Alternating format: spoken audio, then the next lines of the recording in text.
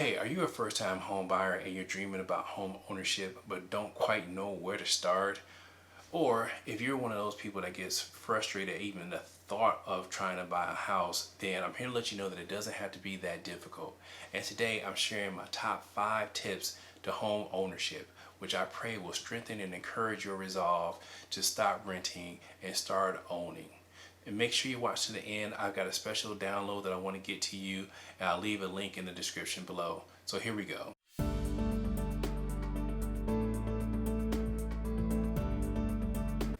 Hey, I'm Freeman Burns at Freeman J. Burns Realty, the owner and agent.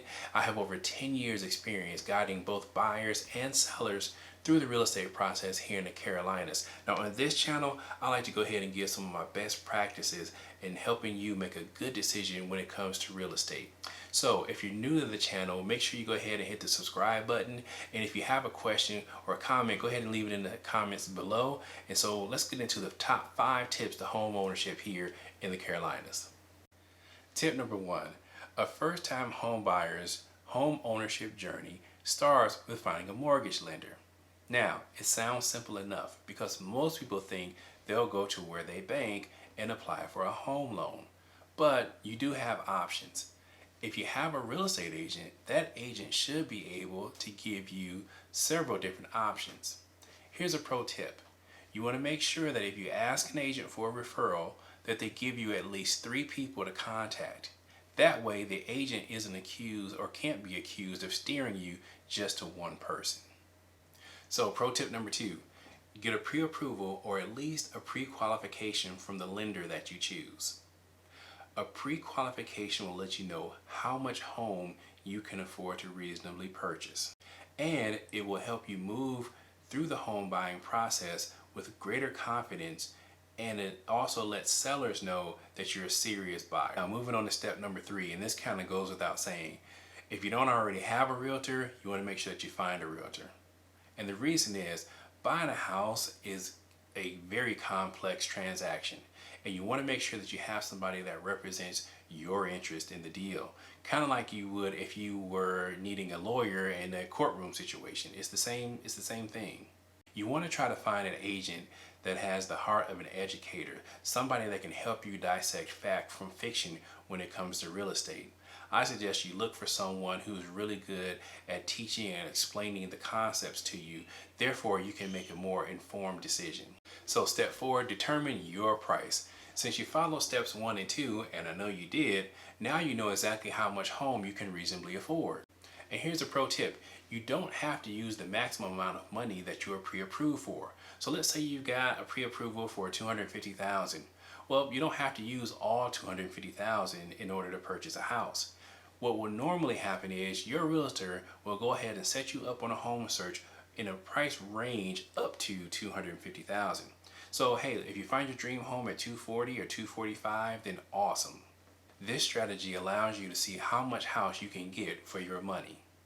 Now let's move on to tip number 5.